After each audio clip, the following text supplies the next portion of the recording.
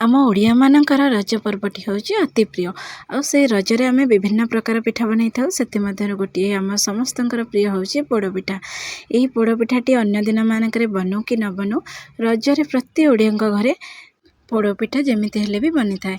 पोड़पिठा आमर विभिन्न प्रकार पोड़पिठा रही जमीक क्षीर पोड़पिठा पणस पोड़पिठा कहीं कहीं ताल में पोड़पिठा बनाती आउ आंब पोड़पिठा मध्य आम आज बनइबा आंब पोड़पिठा सेटा पुणी बिना क्षीर आउ बिना बिरी रे अति सहज उपाय बनइबा आ पिठाटी बहुत नरम रहिबो आ खाइबा को बहुत स्वाद लगे। तो डेरी न करी आसंतु बनइबा आंब पोड़पिठा। से मुझे कौन करी ना 1.5 कप चौरुआ चाउल को ओवरनाइट बतुलवाई छाड़ी देती। आपड़ सब जिनस को गोटे कप बा गिना साहाଯ୍ୟରେ मेजरिंग करके करेंगे ताहले आपणकर पिठाटी बिल्कुल परफेक्ट बनइबो। एटी मु चाउल को भल भाव आउ थे धोई नहीं धोईकी छाणिकी नहीं गोटे ग्राइंडिंग जार रे दे दीची। आपण एठी चूना जदि बतुलई ना चाउल बतुलई ना जगह आपण चाउलर चूना बा चाउल अटा जोटा सेटा व्यवहार करेंगे। तापाई भाग माप अलग रहिबो कारण यहाँ आमर पानी बतुला चाउल। ता सहित आम ये फाड़े नड़िया को कोरिकी दे देइछि।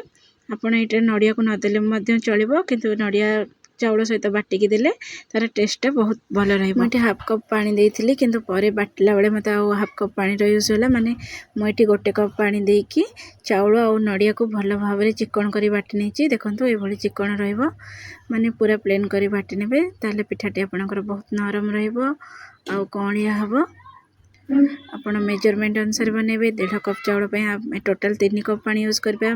एठी मु गोटे बड़ आंब को नहीं बड़ साइज आंब जार गोटे प्यूरी बनईदेवा। प्यूरी पाखापाखि आमर गोटे कप रहिबो। मन रखिए सब बड़े चाउल चूना आंब प्यूरी ठारू अधिक रहिबो। ता सहित गोटे कौलिया नड़िया बा जोटा सुखिला नड़िया नुह जदि आपन पाखे कौलिया नड़िया नाही ताले आपन सुखिला नड़िया को नौचंते तार ऊपर स्किन टा को काटिकी नहीं जिबे। ता सहित अल्प अदा गुजराती गोलमरीच गुंड आउ 2टा तेजपत्र काटिकी नहीं किछि काजू बादाम आउ किसमिस के नहीं आपण आपणक पसंदर जेकोसी ड्राई फ्रूट्स यूज करेंगे। आ मु पिठाटी को गुड़ रे बनइबी से मोर 250 ग्राम चाउल पाई मु 250 ग्राम गुड़ यूज करी से आ ता सहित मोर 3 बड़ चामच गुआ घी। आपण आपणक पसंद घी कि ऑयल यूज करेंगे किंतु मु आपन कहबी ऑयल बिल्कुल यूज करंतुनी। घी रे जो स्मेल आउ जो टेस्ट आसो सेटा ऑयल रे केबे भी आसबनी। ये मु 1.5 चामच घी को कड़ाई रे दे दीची। एबे आमे सेतरे काटिके रखिथिबा काजू किसमिस आ बादाम को देकी टिके हल्का सा रोस्ट करनबा। बेसी पड़िबा दरकार नहीं अल्प टिके बास्ना आसले बास्ता काढ़ी नबा। एबे आमे घी सब बादाम काजू और किसमिस को काढ़ी रखिदबा गोटे जगह रे। तापरे से घी कड़ाई रे आमे गोटे कप पानी रे चाउल को बाटी थिले एबे आमे सेतरे 2 कप पानी दे दबा चूना जंतुनी पई। ये देखो गोटे कप 2 कप पानी दे दबा। आपण सब जिनस को मापिकी नेबे ताले पिठाटी आपणकर बिल्कुल नरम रहिबो आ जंतुनी भी किछि खराब हबनी। एटा होची गोटे डब्बा गुड़ जोटा कि आधे केजी रो अछि मु एथरे अधा नेबी माने जोटा कि पाखापाखि 250 ग्राम आमर 1.5 कप चाउल रो ओजन परिमाण मध्ये 250 ग्राम। आपण आपणक पसंद रे जेकोसी स्वीटनर यूज कर परिबे। ता सहित मैंगो प्यूरी को मध्य देदेबा देकी ताको भल भाव में मिसई नबा। पानी फुटिले मैंगो प्यूरी धीरे धीरे गुड़ सहित मिसीज। ये आपन को टिके टिके जना पड़ी जे मैंगो प्यूरीटा मिसनी बोली से पानीटा गरम हेले फुटिला बेलू से भल भाव में मिसीज। देखो प्राय मिसी गलानी आ बाकी जहाँ अच्छी मिसीज। एबे आमे अदा कोरा आ गोलमरीच गुजराती गुंड आ तेजपत्र को देदेबा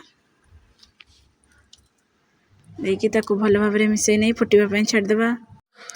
ता सहित आमे काजू बादाम और किसमिस के जो भाजी रखी ताको मध्य देदेबा आ अल्प किछि रखिबा ऊपर पिठार ऊपर दबा पई।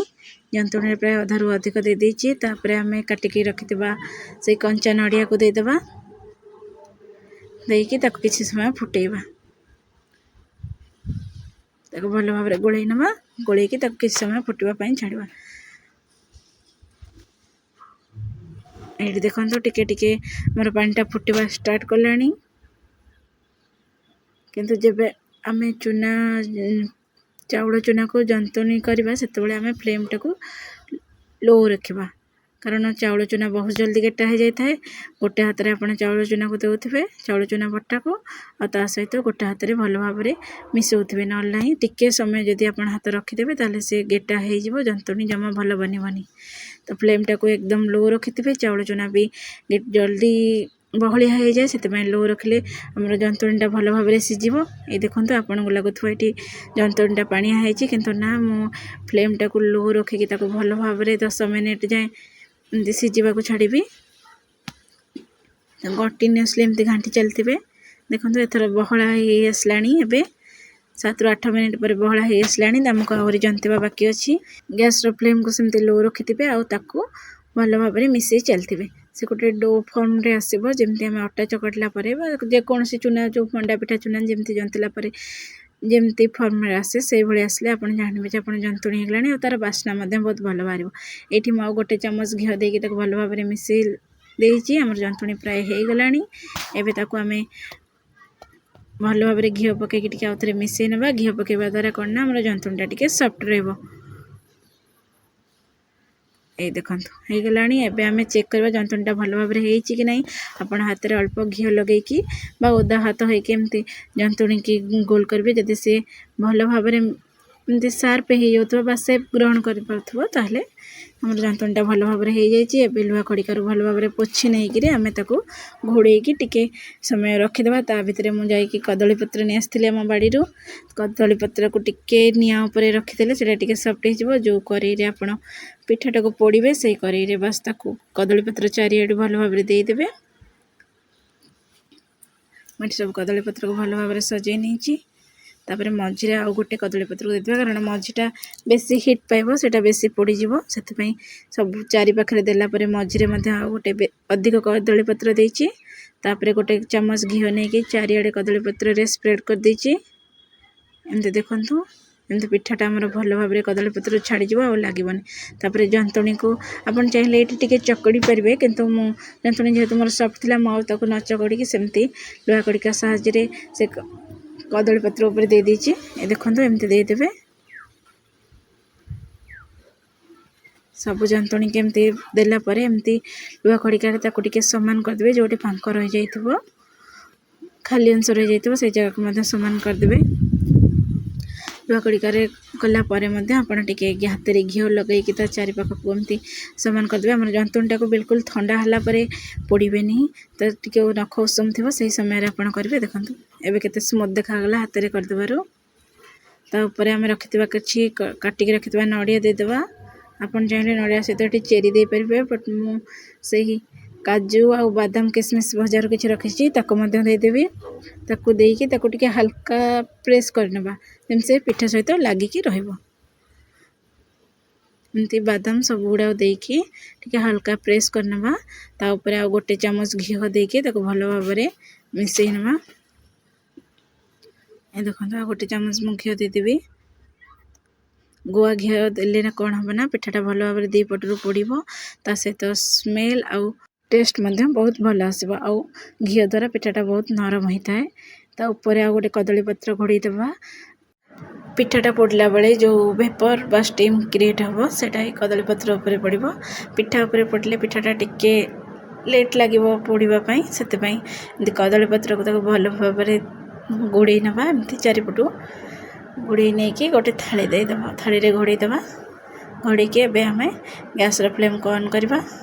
ऑन करके लो टू मीडियम फ्लेम रे गोटे घंटा पई ताको छाड़ देबा।